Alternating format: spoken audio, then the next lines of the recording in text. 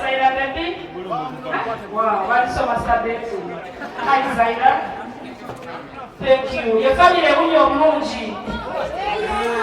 Sema chini. Mungu family na chini. Nami mwana mkuja. Era nami ngezeza moya de mate mbula. Manyo moto kana akajifuna. Sema chini. So tubasaba bambi ngenda kusoma mwezi zikera bela makeup zene. Ya Januari. Masaba tubero wano fena. Obulango mutukolere abantu atandaba kutegeera naye ategeere. Siwe kiri? Bulungu family. Really family kuna nyoko. Hi guys. Hi Zayra.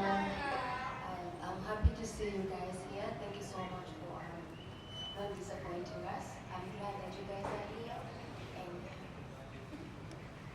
Okay.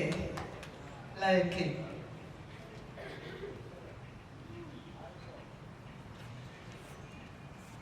Alright, thank you so much. Judges, dancers, friends and family. Hey guys. Hi, Gangster. I would like to thank each and everyone that have spent their time. Yeah, thank you so much guys. I really appreciate it. And I can't wait to see you on the 4th of January. Thank you so much. Thank you. Thank you. Okay, right about now, we're opening the floor to any questions. You have a question, you raise your hand up. We'll come to you and you ask your question. Please, it is about Feet on Fire, specifically Feet on Fire. Thank you. The panel is ready for you. We have Sham in the building, Shamsa. We have Judge Cedric, we have Judge Josh, we have Zayra herself, the lion himself, we have Abayise. And we have the representative of the management. Sure. So any questions? We are ready. I'll be going to the microphone. In case you have a question, you just raise up your hand. All right, there is one here. You can take it.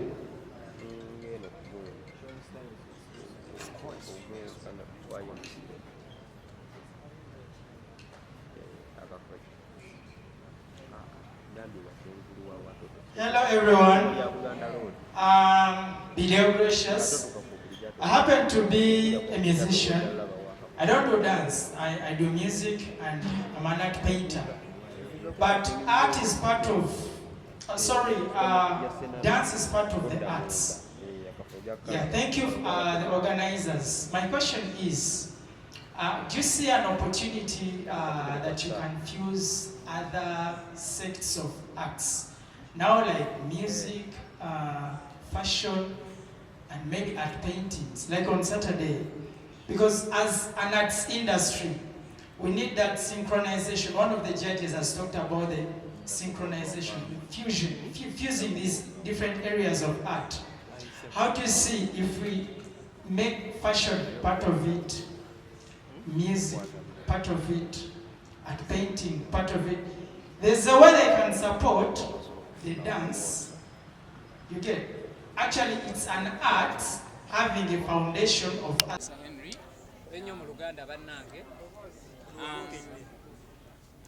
Egesa Henry Gemanya nga ndi influencer ku TikTok, YouTube, Instagram, nga at the same time ndina dancer. Yeah, nga ndine co-host wangu.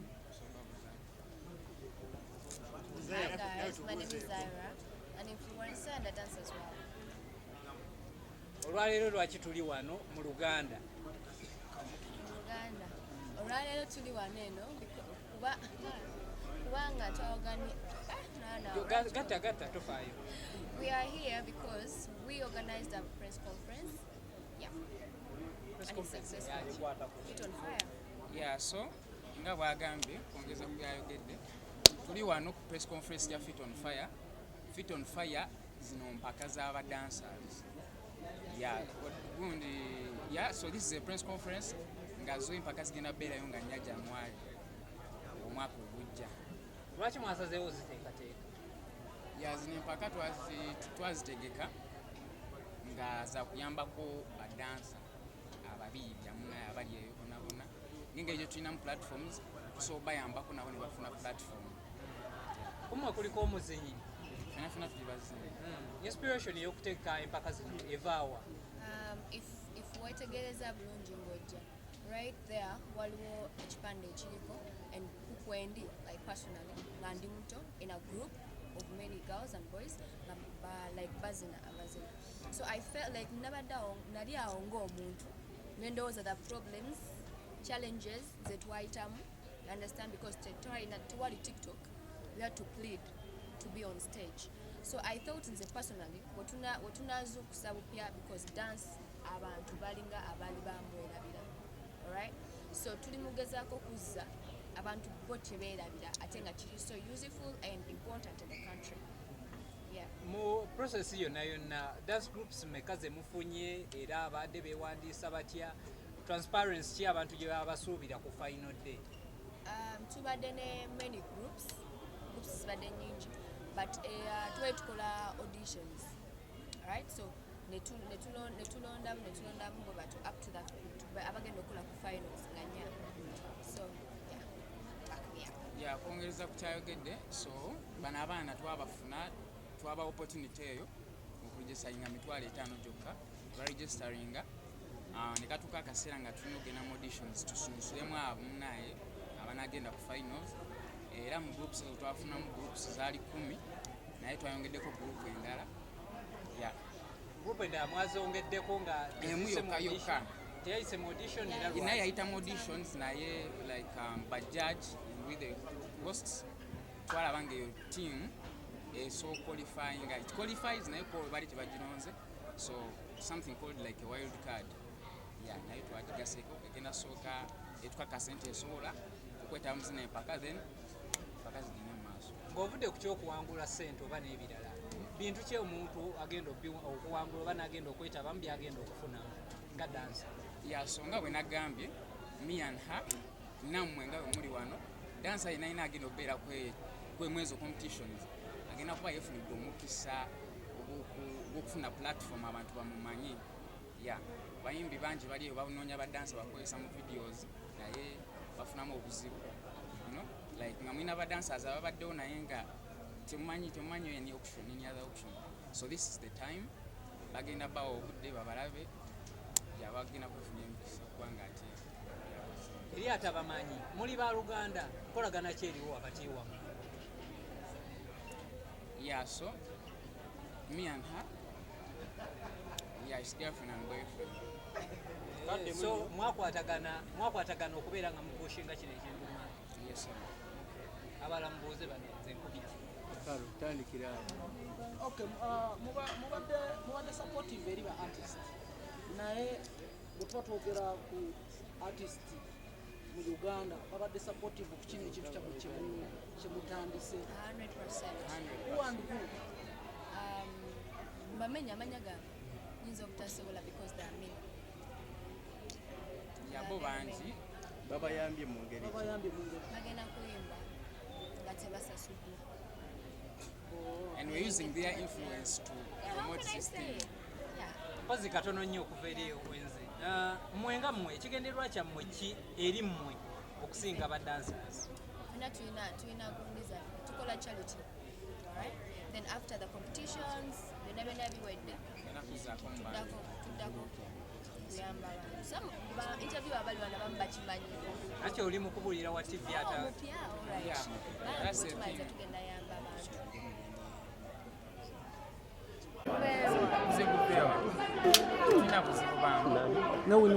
Enange kyemu kuba tetumulabyewo. No, like ba influencers bangi abatalabiseeko wano naye nga bambi batuyambyeko mu ngeri ezimu. Kati mumuyite ku olunaku abeerewo. Buli omu tumuyise. mention her name. Tetulonda No, like as I told you ba influencers bangi sigenda mmenya mannya naye bambi kantu alina guno omukisa bambi mbeebaza. These guys are really supportive. Abantu bafaani bammwe lwaki bo balina entalo ng'ate mmwe temuzirina? Tubalaba mu comments nga beevuma. Nze timu Zayra. Timu Zayra ne Wina. Kati olina olutalo kuba maanyi. Tuwulirayo bashibahori n'abasindu. Yeah, wabeerawo mwagezi Arsenal naye bibaawo. That's the life we live. That's the reality. So mubagambe tebaddamu kwevuma. Teri kwevuma kubeerawo bantu. Ani yeevuma? Timu zammwe zeevuma. Ngena ku Johnny Nyonyole. Engeri gye kiri official nzesa ono atuwaniremu Embaga ya ddi. Munnange naavu nywezeza omukono kati tugambireyo obugambo Embaga ya ddi. Nga nnya January mwenamwenamwena tubayise. Please come and support us. Tugamba tubalinze n'omukwano mungi ennyo nnyo nnyo. Tutwala ebiri n'etebo y'abantu 5. Message gy'oli Mukulu nga mugamba ebigambo bwekyo. Webale. ddamu bimwongere ate bimuzira Bose byagala kulaba bigambo byaffe bigamba mukazi. Check 1, 2.